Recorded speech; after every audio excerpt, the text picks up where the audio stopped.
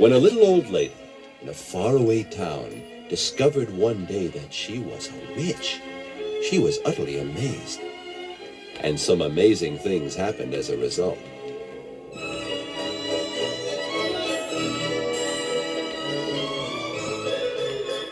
Won't you read the story Bunya the Witch along with me? And find out what some of these amazing things were.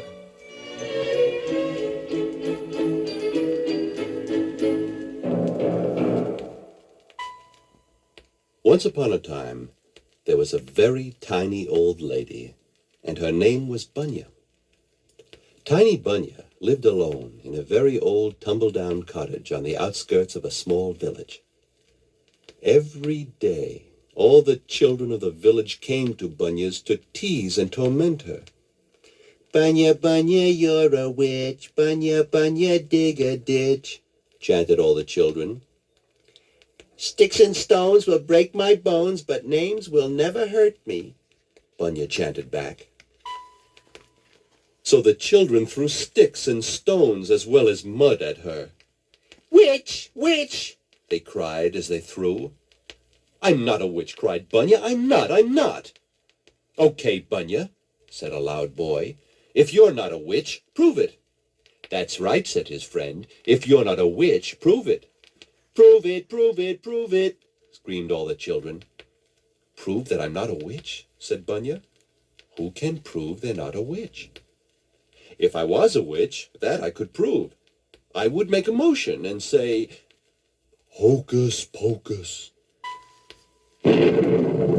Immediately there was a loud clap of thunder and a crashing bolt of lightning, and all the children were turned into frogs.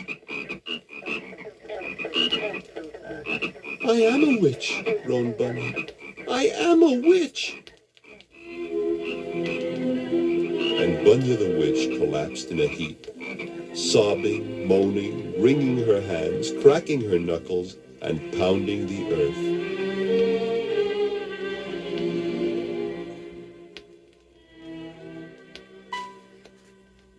In the village square, the great clock knelled the hour of 6. Bong, bong, bong, bong, bong, bong. It was supper time, but instead of hungry children, frogs.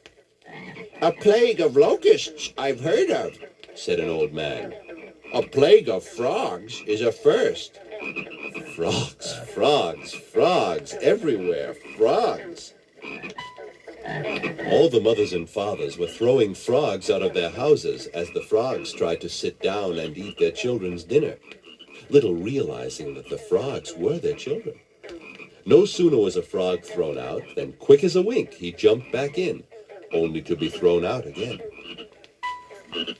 Then the mayor of the village, who was a scholar and a very wise man, looked into the eyes of the frog who was trying to eat his son's supper. "This frog is our son," he cried. "Our beloved Emile."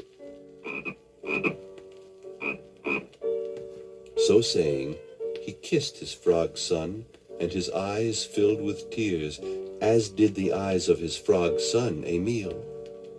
"Let me kiss Emile too," said the mayor's wife.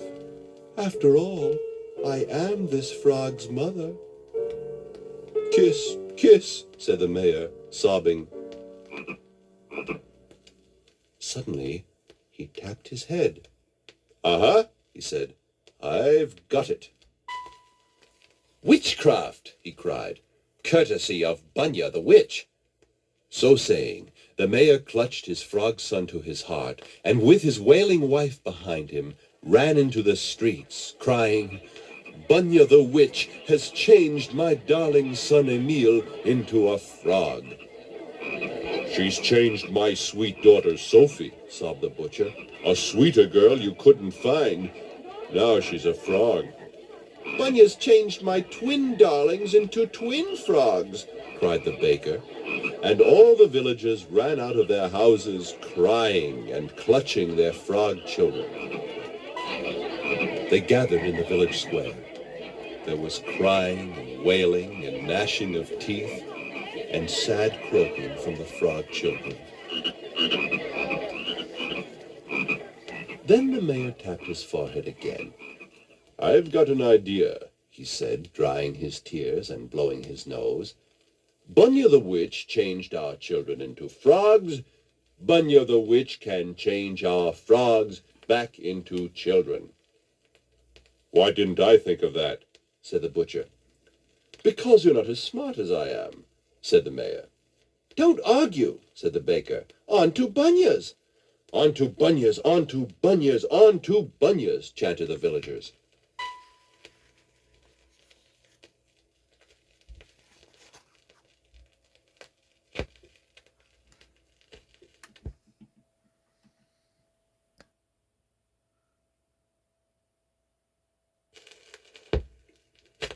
So, with the mayor leading the way, all the mothers and fathers marched to Bunya's tumble-down cottage on the edge of the village.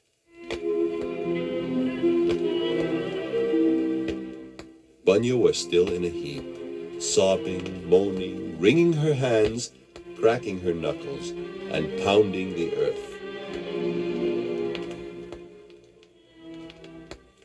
Bunya, you terrible witch, said the mayor. You have done a monstrous, horrible thing. You're telling me, said Bunya. I know. But it's all a big mistake. I was trying to prove to your children that I wasn't a witch. I made a motion. I said hocus pocus. Immediately, there was a loud thunderclap and a crashing bolt of lightning, and all the mothers and fathers turned into pigs. I've done it again, groaned Bunya. Poor Bunya was shaking so much, she went into the house to make a glass of hot tea with lemon to calm her nerves. First frogs by mistake, now pigs by mistake, groaned Bunya as she sipped her hot tea with lemon. Croaked the frogs. Oink, oink, oinked the pigs. Such a racket, sighed Bunya. Who needs all this trouble? Not me. After all these years, suddenly I'm a witch? Such a thing to discover at my age. Magic powers. Who needs them? But also, who needs all these frogs and pigs? Then Bunya got an idea. Bunya made a motion and said, hocus hocus. Immediately, there was a loud thunderclap and a big bolt of lightning, and all the frogs and pigs turned back into children and mothers and fathers. The mothers and fathers were all very frightened now that they knew from experience that Bunya was a witch.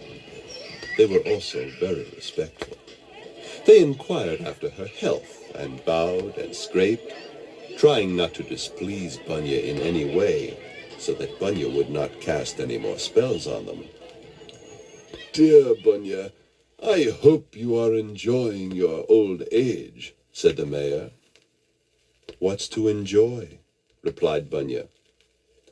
I'll send you a fresh chicken already plucked, sweet Bunya, said the butcher. I'll send you some fresh day-old bread, kindly Bunya, said the baker. Has anyone ever told you you are a good-looking old lady? Said the wine merchant. Bunya, Bunya, you're a peach. Bunya, Bunya, make a speech, chanted all the children. Bunya raised her hands to silence them. Please, Bunya, no more hocus pocus, pleaded the mayor, falling to his knees. Nobody's making hocus pocus, said Bunya. I'm holding up my hands for silence. Now listen to me. I didn't need your insults. I don't need your compliments. Do me a favor, will you please? Anything you say, pretty Bunya, said the villagers. Stop calling me pretty, Bunya, and go home and mind your own business, and let me mind mine, which happens to be being a witch. Whatever you say, good, sweet Bunya, replied the villagers, and they left, walking backwards. At last, Bunya was alone.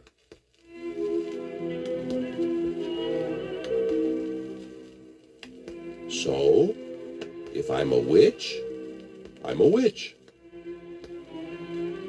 Magic powers aren't the worst thing in the world to have.